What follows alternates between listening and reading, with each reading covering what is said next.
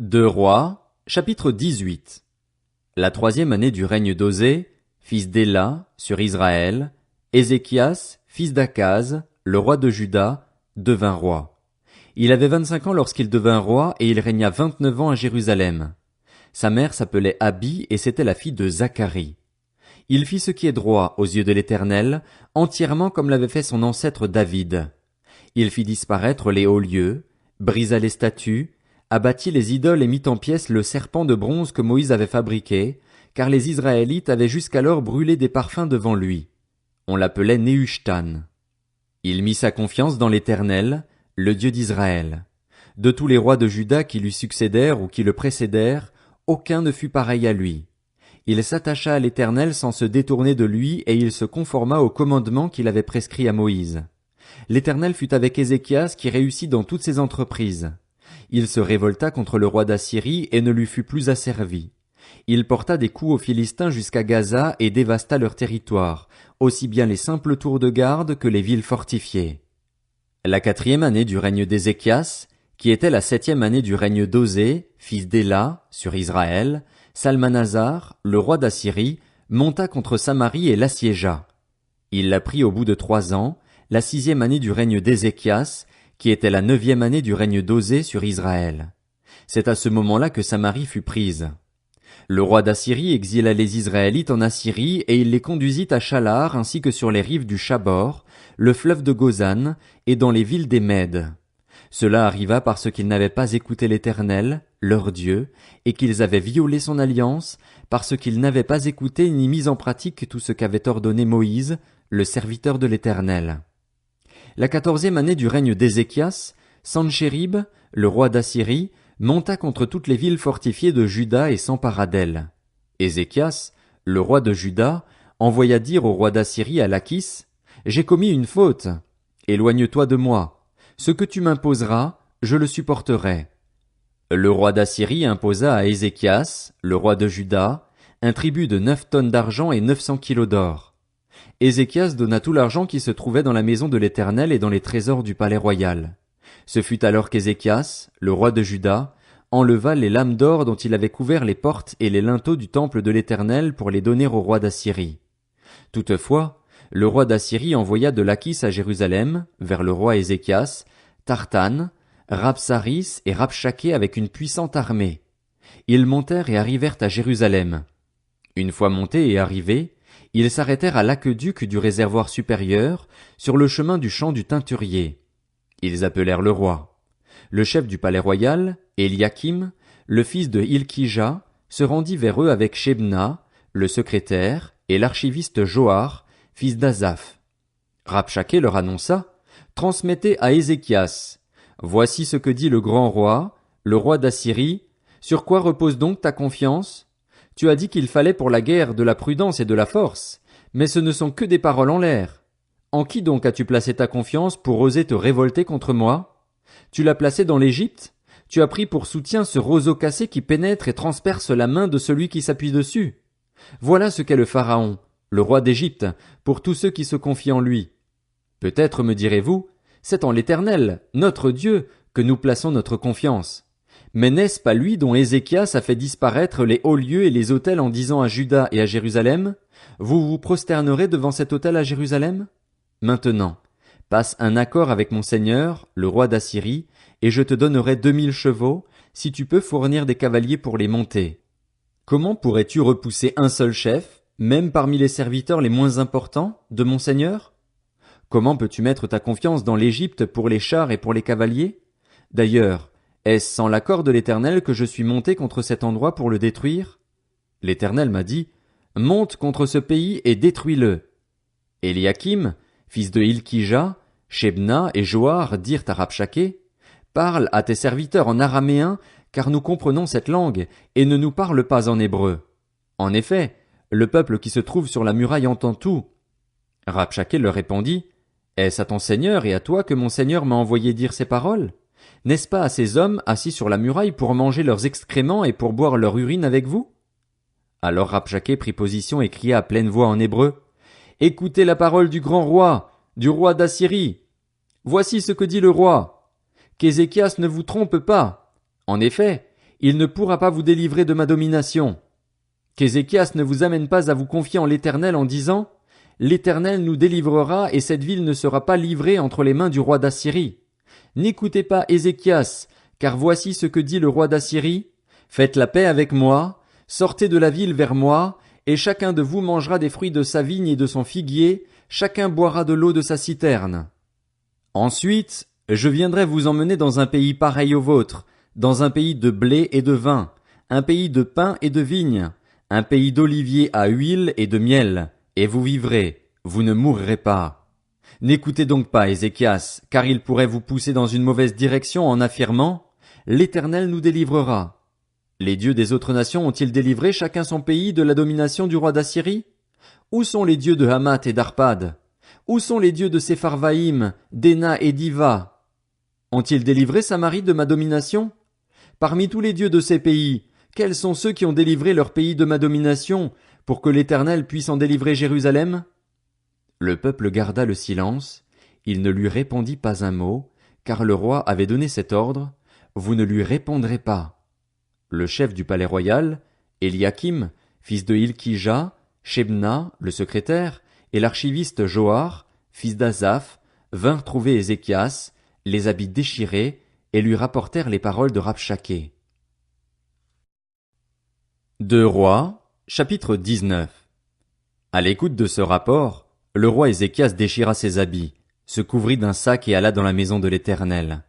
Il envoya Eliakim, le chef du palais royal, Shebna, le secrétaire, et les plus anciens des prêtres, tous couverts de sacs, vers le prophète Ésaïe, fils d'Amoz. Ils lui dirent, voici ce que dit Ézéchias. Ce jour est un jour d'angoisse, de punition et de honte, car les enfants sont près de sortir du ventre maternel et il n'y a pas de force pour l'accouchement. Peut-être l'Éternel, ton Dieu, a-t-il entendu toutes les paroles de Rabshaké, l'homme que le roi d'Assyrie, son seigneur, a envoyé pour insulter le Dieu vivant, et peut-être l'Éternel, ton Dieu, punira-t-il les paroles qu'il a entendues. Fais donc monter une prière pour le reste qui subsiste encore. Les serviteurs du roi Ézéchias allèrent donc trouver Ésaïe, et celui-ci leur dit, vous transmettrez le message suivant à votre maître. Voici ce que dit l'Éternel. Ne te laisse pas effrayer par les paroles que tu as entendues et par lesquelles les serviteurs du roi d'Assyrie m'ont insulté. Je vais mettre en lui un état d'esprit tel que, sur une nouvelle qu'il recevra, il retournera dans son pays, et là-bas je le ferai tomber par l'épée. Rabshaké se retira et alla rejoindre le roi d'Assyrie au beau milieu de son combat contre Libna, car il avait appris son départ de Lachis. C'est alors que le roi d'Assyrie reçut une nouvelle en rapport avec Tiraka, le roi d'Éthiopie. On lui dit, voici qu'il s'est mis en marche pour te faire la guerre. Le roi d'Assyrie envoya de nouveau des messagers à Ézéchias avec l'ordre de dire à Ézéchias, le roi de Juda, que ton Dieu, celui dans lequel tu places ta confiance, ne te trompe pas en prétendant que Jérusalem ne sera pas livrée entre les mains du roi d'Assyrie. Tu as bien appris ce que les rois d'Assyrie ont fait à tous les pays, la manière dont ils les ont voués à la destruction. Et toi, tu serais délivré? Les dieux des nations que mes prédécesseurs ont détruites les ont-ils délivrés? Considère ce qui est arrivé à Gozan, Charan, Retsef et aux Édénites qui se trouvent à Télassar. Où sont les rois de Hamath, d'Arpad, de la ville de Sepharvaïm, d'Héna et d'Iva? Ézéchias prit la lettre de la main des messagers et la lut. Puis il monta à la maison de l'Éternel et la déroula devant l'Éternel. Il lui adressa cette prière. Éternel, Dieu d'Israël, toi qui sièges entre les chérubins, c'est toi qui es le seul Dieu de tous les royaumes de la terre, c'est toi qui as fait le ciel et la terre. Éternel, tends l'oreille et écoute. Éternel, ouvre tes yeux et regarde. Écoute les paroles de Sanchérib, lui qui a envoyé Rabshaké pour insulter le Dieu vivant. Il est vrai, Éternel, que les rois d'Assyrie ont dévasté les nations et leurs territoires et qu'ils ont jeté leurs dieux dans le feu, mais ce n'étaient pas des dieux. Ils avaient été fabriqués par la main des hommes, c'était du bois et de la pierre. Voilà pourquoi ils ont pu les faire disparaître. Maintenant, Éternel, notre Dieu, délivre-nous de Sanchérib et que tous les royaumes de la terre reconnaissent que c'est toi seul, Éternel, qui es Dieu. Alors Ésaïe, fils d'Amoz, fit dire à Ézéchias, voici ce que dit l'Éternel, le Dieu d'Israël. J'ai entendu la prière que tu m'as adressée au sujet de Sanchérib, le roi d'Assyrie. Voici la parole que l'Éternel a prononcée contre lui. Elle te méprise, elle se moque de toi, la Vierge, la fille de Sion. Elle hoche la tête sur toi, la fille de Jérusalem? Qui as-tu défié et insulté? À qui t'es-tu attaqué par tes paroles? Tu as lancé un regard insolent sur le Saint d'Israël. Par l'intermédiaire de tes messagers tu as défié le Seigneur. Tu as dit, c'est grâce à mes nombreux chars que j'ai gravi le sommet des montagnes, les pentes du Liban. Je couperai les plus grands de ses cèdres, les plus beaux de ses cyprès, et j'atteindrai sa dernière cime, sa forêt pareille à un verger. J'ai creusé des puits et j'ai bu de l'eau étrangère. Je mettrai à sec, avec la plante de mes pieds, tous les fleuves de l'Égypte. N'as-tu pas appris que j'ai préparé ces événements depuis longtemps, que je les ai prévus dans un lointain passé? Maintenant j'ai permis qu'ils s'accomplissent et que tu transformes des villes fortifiées en tas de ruines. Leurs habitants sont impuissants, épouvantés et pleins de honte. Ils sont comme l'herbe des champs et la tendre verdure, comme le gazon des toits et le blé qui sèche avant d'être mûr. Mais je sais quand tu t'assieds, quand tu sors et quand tu entres, et quand tu es furieux contre moi. Oui, tu es furieux contre moi et ton arrogance est montée à mes oreilles. C'est pourquoi je vais mettre mon anneau à tes narines et mon mors entre tes lèvres, et je vais te faire repartir par le chemin que tu as pris à l'aller. Voici ce qui te servira de signe. On mangera cette année ce que produit le grain tombé en terre, et une deuxième année ce qui pousse tout seul, mais la troisième année semez, moissonnez, plantez des vignes et mangez-en le fruit. Les rescapés de la communauté de Juda, ceux qui seront restés, plongeront de nouvelles racines vers le bas et porteront du fruit vers le haut. En effet, un reste sortira de Jérusalem, et du mont Sion des rescapés. Voilà ce que fera le zèle de l'Éternel, le Maître de l'univers. C'est pourquoi, voici ce que dit l'Éternel à l'intention du roi d'Assyrie. Il n'entrera pas dans cette ville, il n'y tirera pas de flèches, il ne lui opposera pas de bouclier et ne construira pas de retranchement contre elle. Il repartira par le chemin qu'il a pris à l'aller, et il n'entrera pas dans cette ville, déclare l'Éternel. Je protégerai cette ville pour la sauver à cause de moi-même et à cause de mon serviteur David. Cette nuit-là, l'ange de l'Éternel sortit et frappa 185 000 hommes dans le camp des Assyriens. Quand on se leva le matin, ce n'étaient plus que des cadavres. Alors Sanchérib, le roi d'Assyrie, leva le camp et repartit, et il resta à Ninive.